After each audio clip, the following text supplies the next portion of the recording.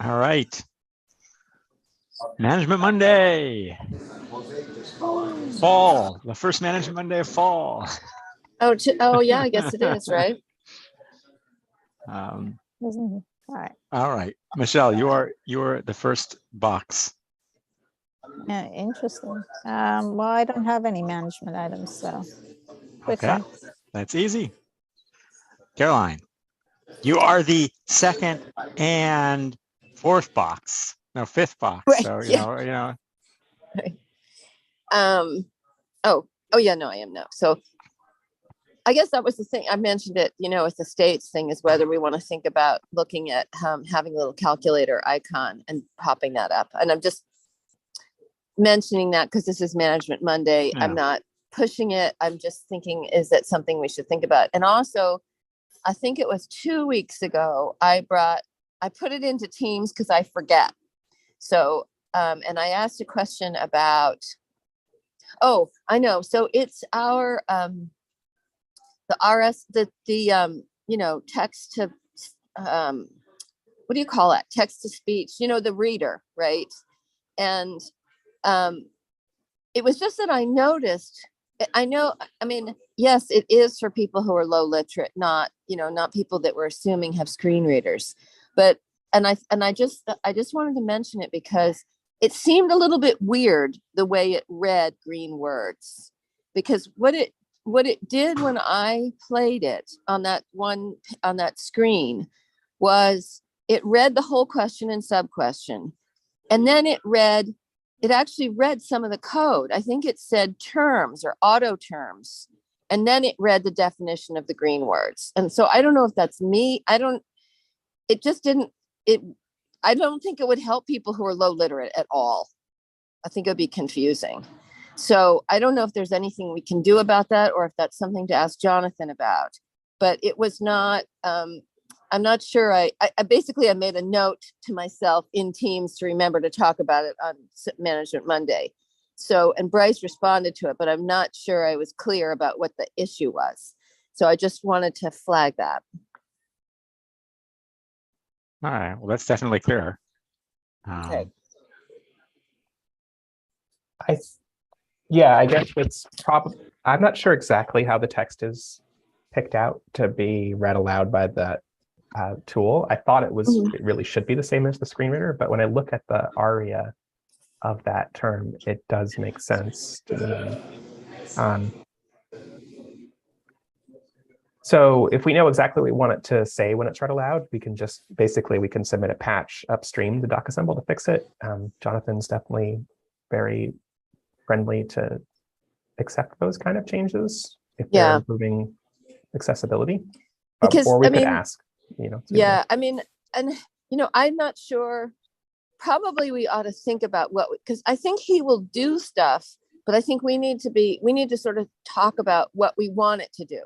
In other words, so what it does right now is it reads the question, it reads the sub question, and then it says terms or auto terms or something, and then it reads I can't remember if it reads the thing that you hover over.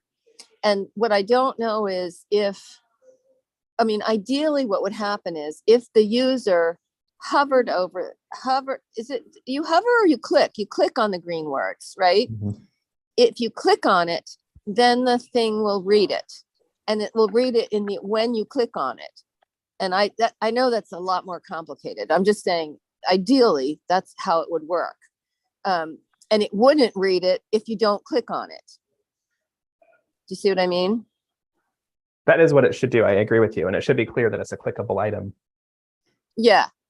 And because it's just so confusing to have it at the end, especially if you haven't clicked on it and it says terms, and nowhere on the screen does it say terms. Yeah. But if it said green words and again, it's like, and I think it's particularly complicated for low literate readers, because all of a sudden they're hearing stuff that they don't see, right? So they're struggling to read, and then the reader is reading stuff that they can't even see the words for because they haven't clicked on it. That's going to make me feel really stupid.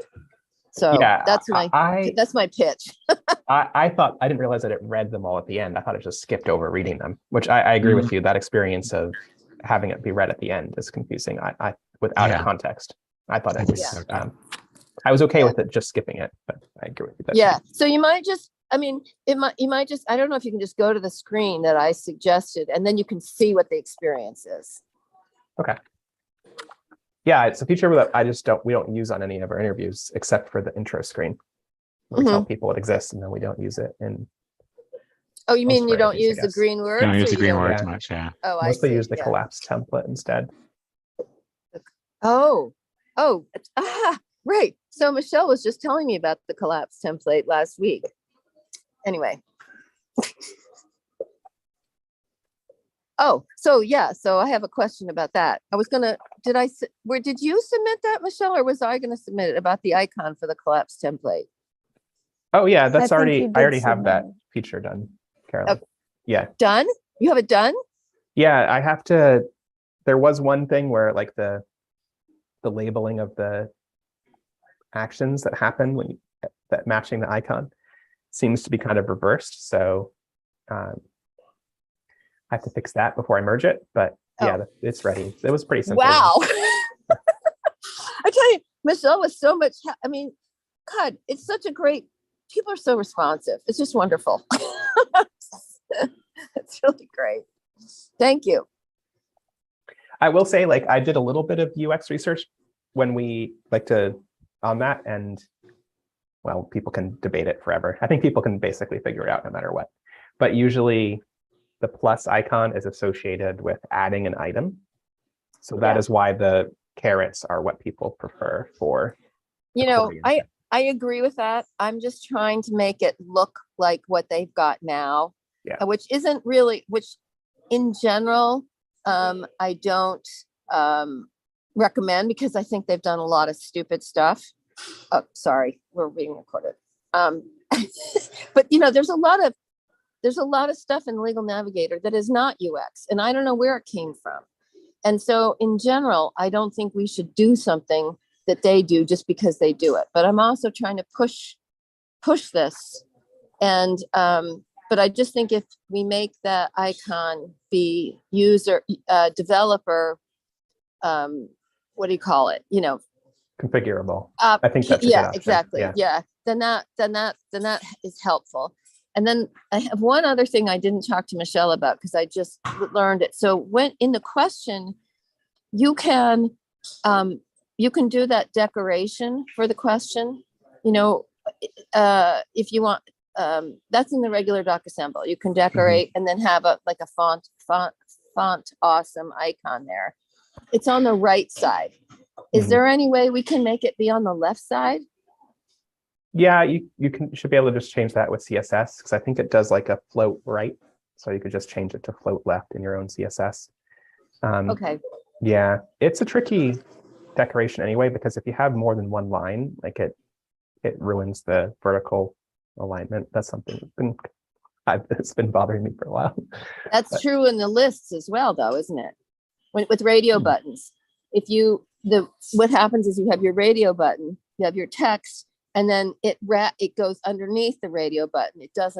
It's not like a bulleted list when you do radio buttons. Oh, I guess I haven't made a radio button that long often enough to notice that yet. But yeah, that's interesting.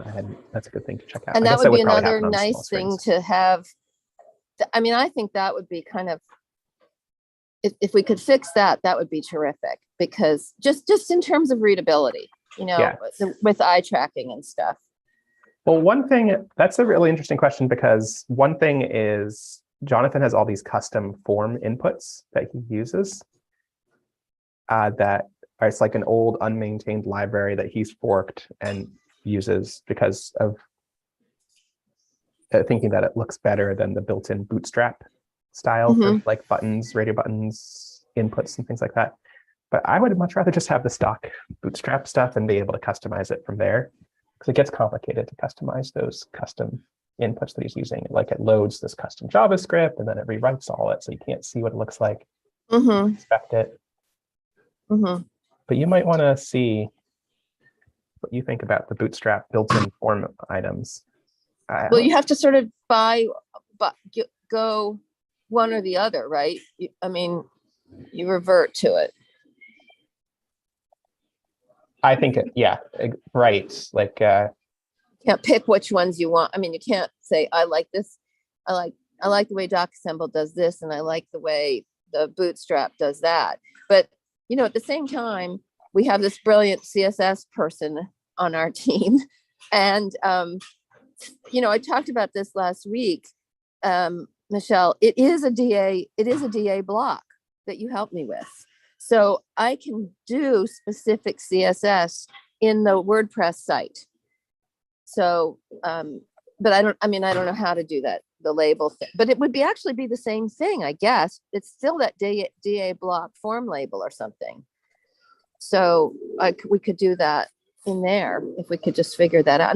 And that would overwrite all of the CS. You know what I mean? If I put it in this particular section in the WordPress site, it overwrites it, but that doesn't address the overall style of radio buttons in DocAssemble in general. And I think we do want to encourage people to have short labels in radio button lists rather than longer ones, but sometimes you can't avoid it. Yeah, And no, so- I think especially when you're dealing with multiple languages on one interview. like Yeah, this, you exactly. really can't. Yeah. So maybe that's something we ought to put on our issue list without reverting to the Bootstrap. Yeah, it's just checkboxes and radio buttons that Jonathan overrode with his own custom input. Oh, So it already is a little bit of a mix, but what else did he change apart from the wrapping?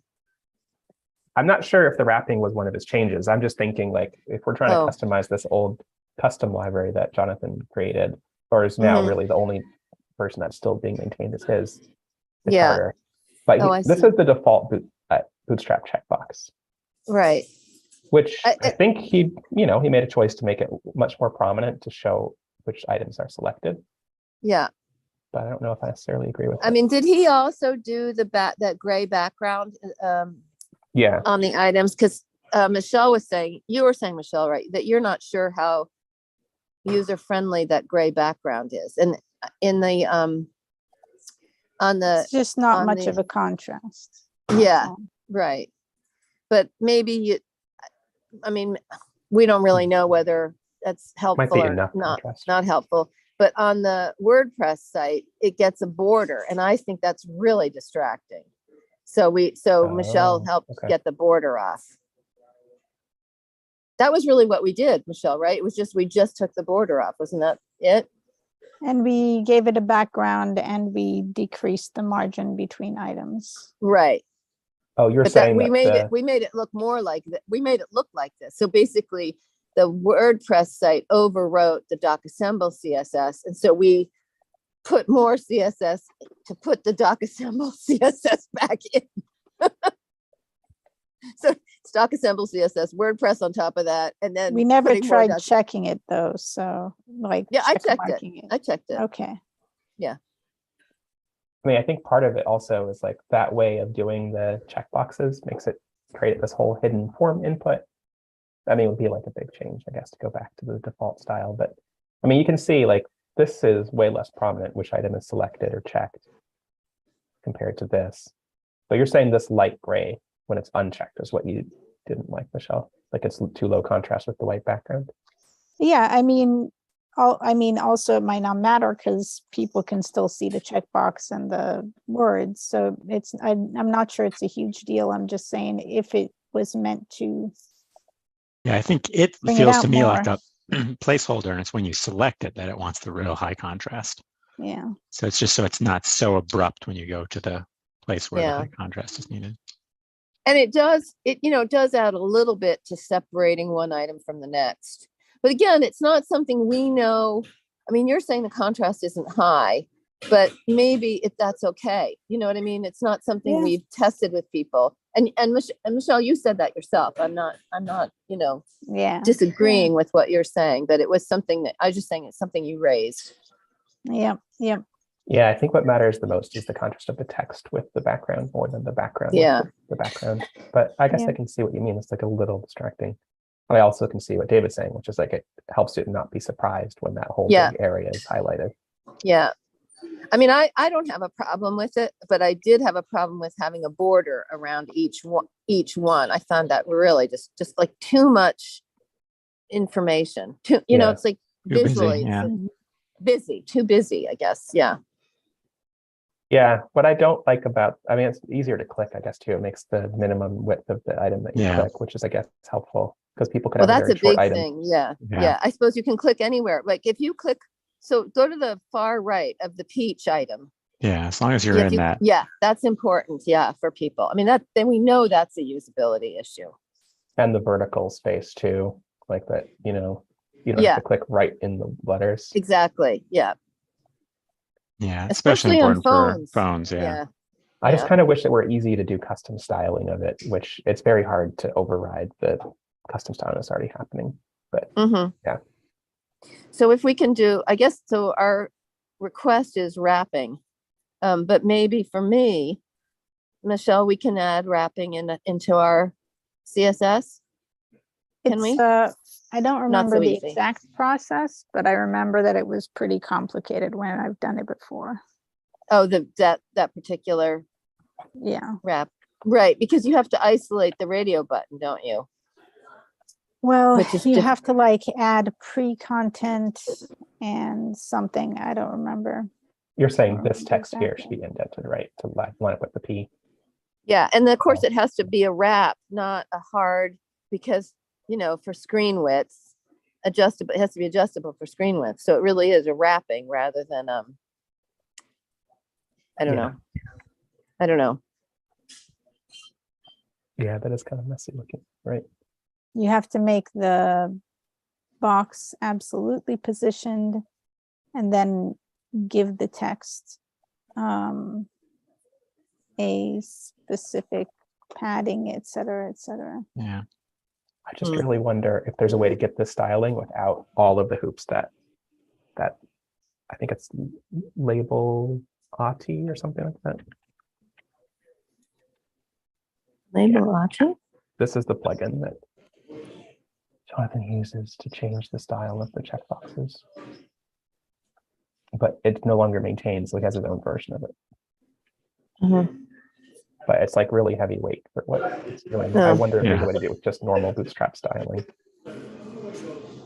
And Bootstrap's way better than it was like 7 years ago, right? So might not have been possible then. Yeah. So Michelle, it might be easier to think about if you were going from Bootstrap to what you wanted. Would that be the way to do it? In which case, that might be an easier route because you could just nuke on top of this. So instead of having to override what this does, the question is, if we just didn't do this, could you replicate big things we like about it? I'd have to see how it behaved when I wrapped. I mean, my guess is if we could make it look exactly the same by styling Bootstrap, that's a good change because then it lets people be more flexible about how they change it on their own and make it an option, I guess. Like, I don't know, maybe both would be ideal. Because I don't know if you want to have to counteract the CSS that DocAssemble applies by default, even if it's Bootstrap styling. But maybe, I don't know the answer to that. But. All right. Well, this definitely some food for thought there. This kind of seems to work the same, right? Yeah, the main thing is that there isn't this wide stuff to the right. Yeah. Oh, there's nothing to the right though. Yeah. So you have to You click on the You text. can inspect and edit and see what it does. And I don't mind these checkboxes being a little bigger like they are here too. But yeah. Anyway. All right. Oh, I know. That was the other thing Michelle helped me with, is to left justify it because it was all centered. The WordPress, and I don't know how it managed to do that because it's not centered in DocAssemble, but it centered all the text. Overriding something. So yeah. So when the text, if the text is not all, if the label lengths are different, which they will invariably be, on one of our questions, it was sort of like stepped. It was so bizarre looking. Yeah. Yeah, it was weird. So that was very helpful. Want to check the CSS we wrote because I'm pretty sure I remember the selector we wrote. You put it in Teams, and I don't know if it's, I think you put, I don't know if you put it in the code help or the chat with Oh, me. yeah. So that's right there. That's great. And it's working perfectly on Ah. DocAssemble. Great. They're still struggling with getting Safari to work. And as you Ah, said, Chrome browsers. on iPhone is still, yeah. So I don't know what, and I don't know whether he's just thrown up his hands going, oh, well, And which is Firefox my, wasn't just my working for me. feeling. It It's was not unfortunate working. because a lot of people use Safari on their iPhones, so Right. that's a large population. Even if there Yeah. isn't a large desktop install base, there's a Yeah, large. and Every again, I'm semester I have convinced my it's a server students thing, use not Safari a WordPress Yeah. thing. in Convinced. class. What do I know? Oh, and I don't know if this is the right time to talk about it, but when I was asking about this nested if thing, of course, Vito was doing his head. He was here. He went back last night, but he was here. So he showed me a command. Oh God, what is it called? Command pattern, I think and he said what I should do is make that a function. So I have this nested if, but when you get to a certain level, I repeat these if, like if the thing is, if you don't qualify for domestic violence protective order, then there's these things with stalking and sexual something, I don't know what it is. So anyway, bad sexual thing, protective order. I use that again and again and again, depending on the different paths you go. So he said, he showed me how to make it a function. And then, I still have too many ifs. I don't know a way around that, but then I can at least put a function in there so that at least those repeated ifs are a function. So what do you think of that?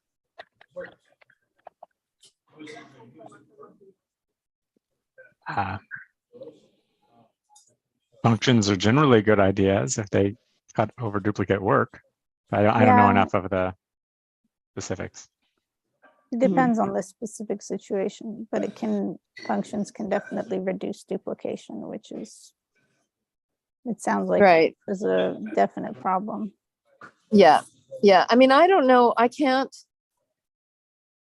figure out another way to avoid doing like 17's an exaggeration, but the if statements just like but I also said to Vito, that's the way lawyers do things, because you have to, you take 15 different paths depending on all these different variables in life, not just computer programming variables.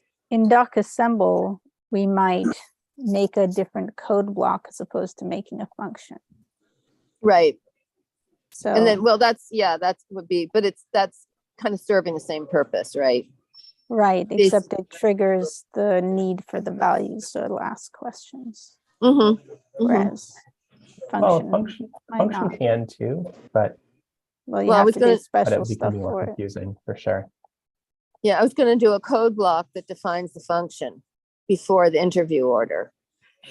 And then, Right, you'd have to do the same shenanigans inside the function to trigger Right, questions. right. But then So- then when you get to the interview order, you just call the function instead of repeating those 11 lines or whatever it is, right? Yep. You can Kind do of- the same in having an abstracted code block, so having a separate code block that Right. defines the variable at the bottom. Yeah. Yeah. I like the readability of a function too, but I'm not sure, Michelle, I'm not sure what you mean by like the shenanigans. Like it will just trigger the variable it needs, like it will raise the same exception and it will look Even for if that you don't variable use defined. value. Yeah, no, you don't need to use value in a function. Can I show Oh, you Okay. what he showed me? I mean, should be we confusing talk to about do it. this another time than today? Is this Oh, the wrong maybe. time to be talking about this? Might be. But I can show you what he did or can do it another Let's just time. see a quick look and then we'll Okay. then we'll move. Let's see if I share my screen. So this is, and he was, this isn't DocAssemble, this is a Python file. So he was suggesting, so this is this bit. So you may not, he was getting upset about my terminology. He's going, this is a function, it's not a variable. So anyway, here's the function, execute. Oh, so wait a minute. I think I need to go up a little bit more. That's the command pattern. So so he was explaining how this works. And he's saying, just do a function, Mom. The command pattern is too complicated for you. Then he goes, take a Python course, Mom. Don't ask me these questions anymore. So this is I guess that's the command pattern. But here he's saying, if I do this function down here, it's this. So here is, you may not qualify. So this is the bit that's in my interview order. You go to this question, you may not qualify, which is just a statement. And then this is where I repeat this over and over and over again. The if, this, else, if, else. You see what I mean? So that's like, whatever that is, that's like 9 lines of code. If I just call execute the function, then it'll run that stuff. Does that make sense? So that's what I mean by declaring the variables in the way that docassemble needs to define them. Right. Yeah. Sequentially. So instead of saying execute, you may not qualify. Yeah, I would say, I would just use, like, add a parameter to the function. And well, the benefit there is that it's going to make it clear, like, what things it needs to figure it out. But yeah, I mean, this is like a complicated thing. Like, I'm definitely like thinking about this now, and like another project where we have a lot of rules, like defenses, counterclaims, someone has to articulate. And I think I'm going to try the function pattern there. In MADE, we just use like a lot of small code blocks. Right. To find it, a variable equals, and then Yeah. calculation. But Right. I think the downside of that is it's harder to read later and understand exactly what you need Right. to decide. Yeah. You have to scroll through and see every variable it references, rather than saying right up front, this is what it means. Right. I mean, I guess that's a sort of like a preference thing, because it depends how many you're using. But if you do this, if this is the only one I'm doing, and I do this, define this before I go into the interview order, then you go into the interview order, you've already read this. And then when it calls it, and again, it has to do with good names, right? Naming your variables or your functions, something that's, recognizable and makes sense. But it seems to me it's also the kind of thing, Michelle, that you really don't like, where you're defining a variable by another variable, right? I mean, this Having is an more, intermediate variable. yeah, yeah. It's just not a useful pattern for docassemble a lot of times. Yeah. But the thing is, if you're Using the saving, function avoids that, a lot of those downsides, though, because Yeah. then you pass the function, the variable, and it's always freshly, the calculation is always fresh each time you run the function. So Quentin, with this one in docassemble, if you were to make this be a code block, so if I were going to do code like that, and I know I'd have to indent this, would this be the syntax for it? Or what, how, I mean, would I do the function? You can it define a makes sense. function in a code block. It's, yeah, that you can definitely do that. Is that how you would do it? What would the syntax be for it? I know it needs to indent it, but I like that when I'm first building and I'm trying to change it a lot, because it's very easy to see, it's close to where the question is. right. And then I usually, I might move something like that to a module, but I don't know if it's kind of in between, right? Like, this is logic you're not going to reuse in another interview, presumably.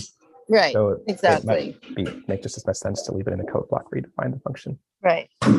So I guess my question is, once I indent all of this, is this the syntax? Is this how you do it? You do def, and then that's the name of the function. And then when I go down to the interview order, then do I just put this, I just put this function, I just put that in there, right? When I do the interview order,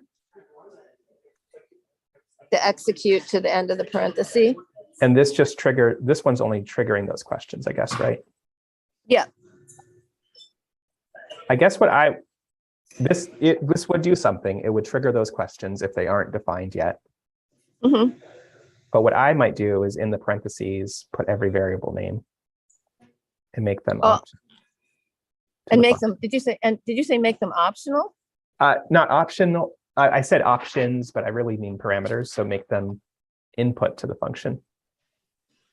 Okay, so what, so even if they're else? Do you see what I mean? I Yeah, mean, you don't want to ask them if they're not, if the thing before isn't true, right? that's true. So would they be asked anyway, or they're all, why would you make them parameters if that is the function? Well, if you're going to make them, yeah. So in some ways, like making it a code block, if it's going to be referencing a lot of global variables like this, like that aren't defined in the scope of the function, this makes them scope based, right? So they're going to just be considered new every time. But when you reference them right in here, like without passing them to the function, they're global scope, right? So it's the scope of the whole interview. And then there's not a lot of benefit to the function in that case. You might as well just keep it as a code block that defines a variable to true at the end. Yeah.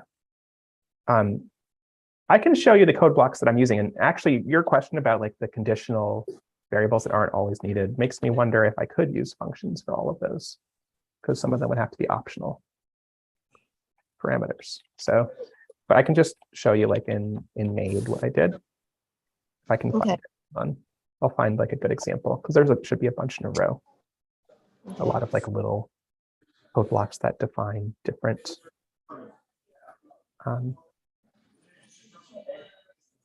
defenses to be true or false. I mean, it seems to me, and maybe, I mean, I'm also wonder, and maybe I'm just, like thinking out loud about this. And again, just tell me to stop talking if this is not the appropriate, to be asking about this stuff.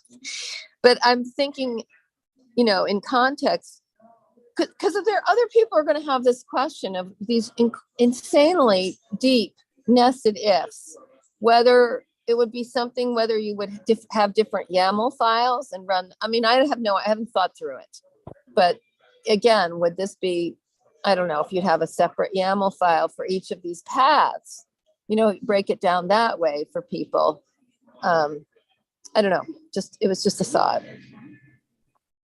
Yeah, so it's a good question. I mean, I think another pattern that I use sometimes is to use make it object oriented, and then you have parameters or their attributes of the object that you can have the logic still be encapsulated, but it's instead of being a function where you pass everything you need, it's a object where it checks itself.